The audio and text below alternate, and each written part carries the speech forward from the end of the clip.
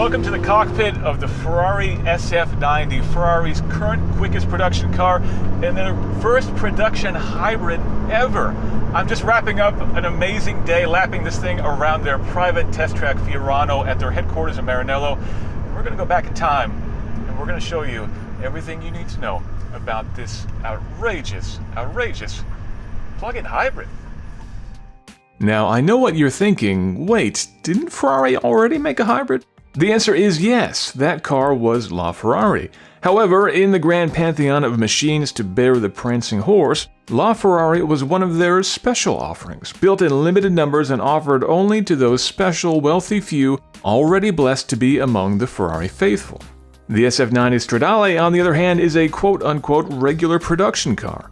No, that doesn't mean just anyone will be able to wander into a dealership and cruise out with one of these on a whim, but neither will there be any blood oaths required here. And ignoring that distinction, this is straight up, no caveats, the first time Ferrari has produced a plug-in hybrid. The 8 kWh battery pack is about 1/10 the size of the pack you might find in a Tesla Model 3. Since it's so small, it sits down low behind the seats and offers about 16 miles or 25 kilometers of all-electric driving. So here we are in Ferrari's first plug-in production hybrid car, and I'm on track, and well, things are very blissfully quiet because I'm in full EV mode. I'm driving this thing without burning any gasoline, the first Ferrari ever that you can do that in. Obviously I'll go a little bit quicker a little later on, but right now, this is really nice and pleasant to drive. There's a little bit more road noise than you might expect in your average Prius or something like that, but I'll forgive that. The steering is still sharp, the seating is, well, reasonably comfortable.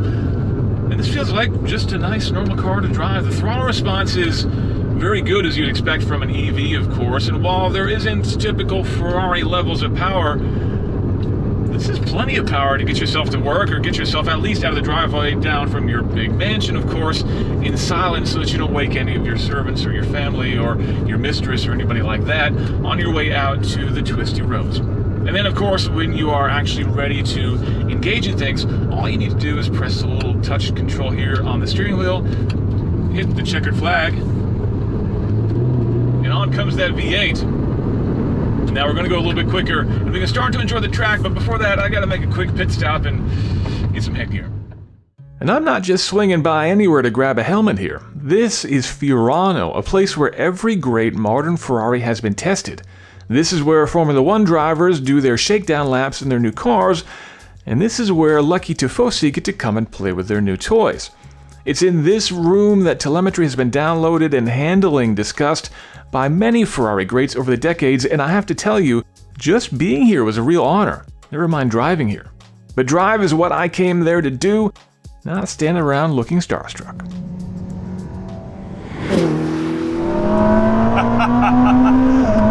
Whoa! It's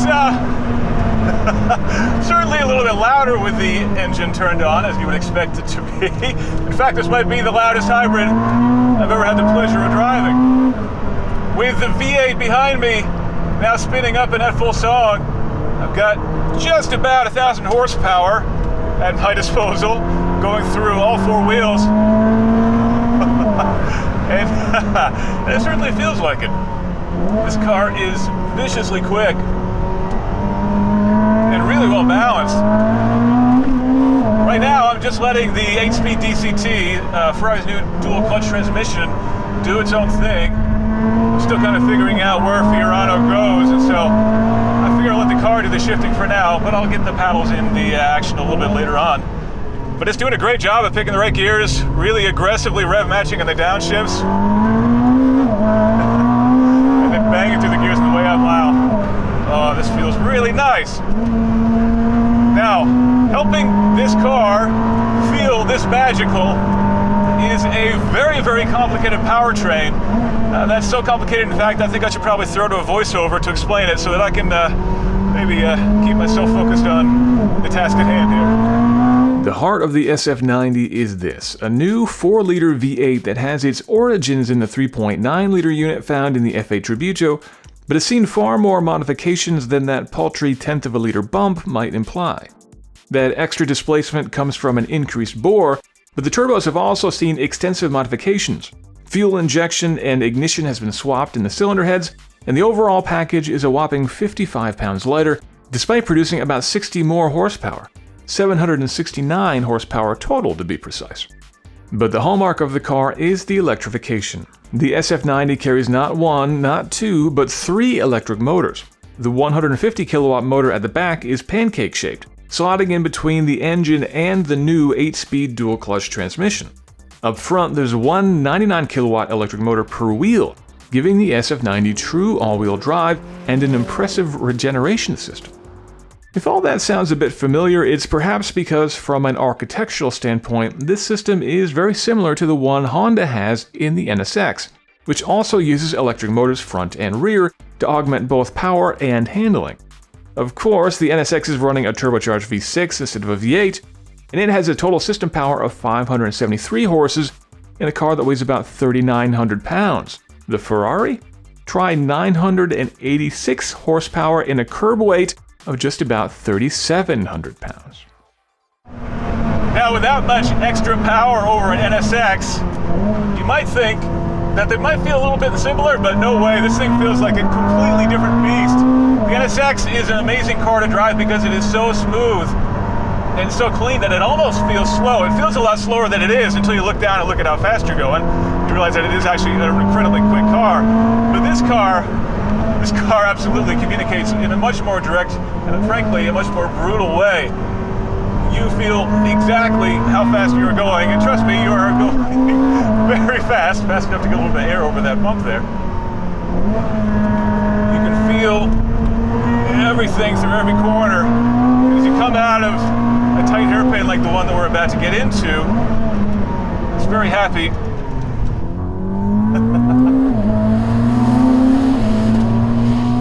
Since it's always hard to really perceive speed in a video like this, let me quote a few figures for you.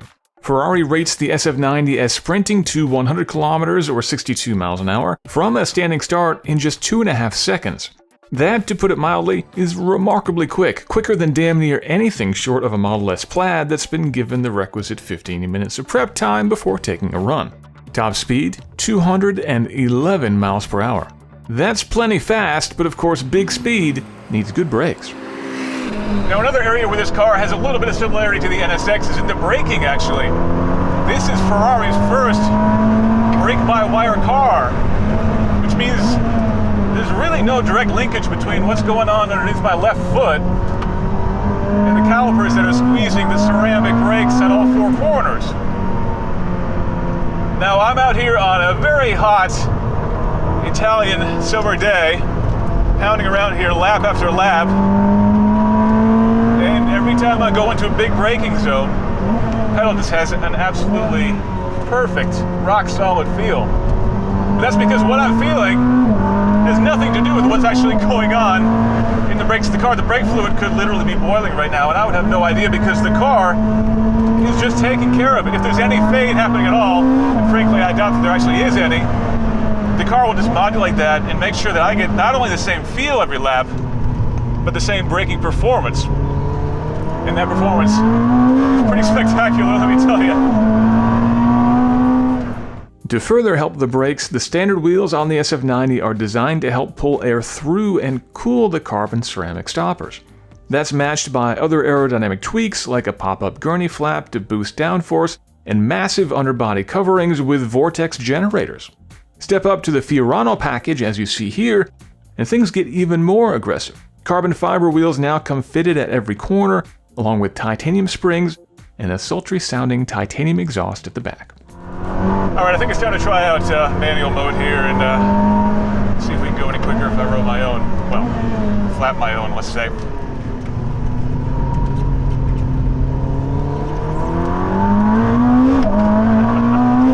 Yeah, it's a little more lively this way.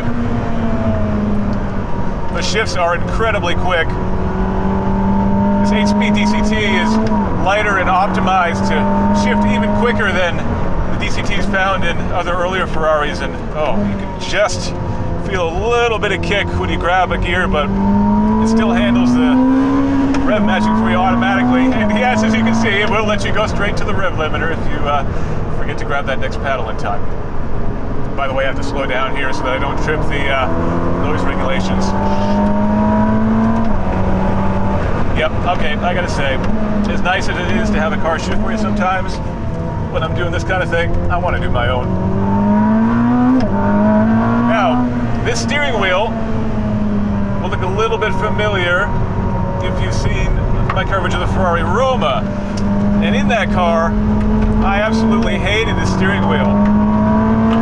It's pretty similar to what we've seen in the 488 and the 458 before, with all the integrated controls like the touch signals here and everything else, which I like. But this new version of the wheel takes some of the traditional controls and moves them to capacitive touch buttons. Now, I don't know about you, but I probably wouldn't be Ferrari shopping if I was the kind of person who wanted more capacitive touch stuff. I understand why cars have so many features and functions that it's not really possible to give a dedicated button for everything. But I'm going to ask you one question. If you get in your new Ferrari and you want to fire it up for the first time, do you want to stab at a big shiny red button, or do you want to touch your finger on a little sensitive area here that says engine start stop? Yeah, I thought so. So I'm not a fan of the wheel, but I am a fan of this beautiful new digital gauge cluster that sits behind the wheel. It's beautiful and sweeping, and it replaces the traditional analog rev counter that we see in the center of most Ferraris, in fact all Ferraris. You still have that analog display if you want, but now on the right I've got a tire pressure display, I can pull up G meters, I can look at the status of my battery charge and everything else that I want to. But of course out here on the track, that's maybe a little too much for when I'm going around corners like this. So behind that I have even more information, courtesy of a heads-up display. Now, unlike a lot of sports cars that flash a lot of information at you in the heads-up displays to make you feel like you're a race car driver, this one just has one very simple field of information, how fast I'm going. And frankly, that's just fine. I mean, every now and again I'd like to know on a track how quick I'm going, but I don't want to take my eyes off the road. Now I don't have to know that I'm going 80, 90, 100, 120. I can't even keep up with this thing. But it's just right there front and center. And this is the first Ferrari ever that's had a heads-up display. In fact, there are a lot of firsts in this car. So, first heads up in a Ferrari, and as I mentioned earlier, this is Ferrari's first series production hybrid and their first plug-in hybrid ever. It's also Ferrari's first production car with brake-by-wire, and if that weren't enough, Ferrari's first road car with no reverse gear. To go backwards, the car just uses the electric motors of the front axle and spins them the wrong way. What's amazing isn't the number of Ferrari firsts here, but how well everything plays together. With all these disparate systems, it'd be easy to see how things might feel a bit discordant.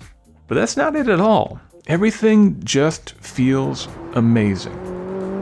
So what would I change about the SF90? Well, I've not had it on the road, so my opinions are a little bit focused to the track at this point. I already said I'm not a huge fan of the touch surfaces on this wheel. I could frankly use a little bit more headroom in here, but if it weren't for the helmet, actually, there's plenty of room in here, and these seats are really nice. They look cool as hell. They are full carbon fiber with just basically some padded inserts stuck on there. They look great, and they are very supportive and very comfortable. And these extra belts that has come as part of the Fiorano package are keeping me nice and snugly in place. The interior layout is overall great. It's basically an evolution of what you see in the F8 Tributo, which I think is very nice as well. We've got a little bit more dashboard here thanks to the swept windscreen, but overall, everything's down low. And you feel like you're just flying through the air when you're piloting this car, aided by this incredibly sharp steering. Now, I have driven and I have raced a lot of all-wheel drive cars, and whenever you get on the track in an all-wheel drive car, I expect a very heavy steering, and frankly, I expect a lot of understeer. And that is just not the case in this car. This car pivots incredibly well. It's so sharp, and it uses that torque vectoring across the front axle to make it just go exactly where you want it to go. It is a very sweet thing, and I'm very sorry to say that my time in it has come to a close. And what about the look of the thing? Well, I must confess I'm not the biggest fan of the contrasting colors on the Fiorano package. It's almost like the designers put a big arrow on the nose so that you know which way to go. But of course, this being a Ferrari, you can spec it however you want. The aluminum and carbon fiber beneath it, however, all looks damn fine to me. It very definitely shares a few lines and concepts with the F8 Tributo, but is undoubtedly its own car. Pronounced nose pointing to the extra power that comes from the front, while the rear looks every bit like the road-going race car that this is. Yes, it is a bit busy, especially compared to the sultry new 296 GTB, But given the intent of this car, I think it works. The whole thing works remarkably well, and it is a remarkable machine. Though this may be Ferrari's first regular series production plug-in hybrid, there is absolutely nothing regular about it. All right, while I'm in my cool down lap, that's my take on the SF90, but what do you think? What do you think about the styling? Does it look good enough? Does it look different enough from the F8 Tributo? Or should Ferrari have done even more? Let me know in comments. Make sure you like and subscribe, and check out theroadshow.com for the coverage of this car and a lot of other Ferraris to come.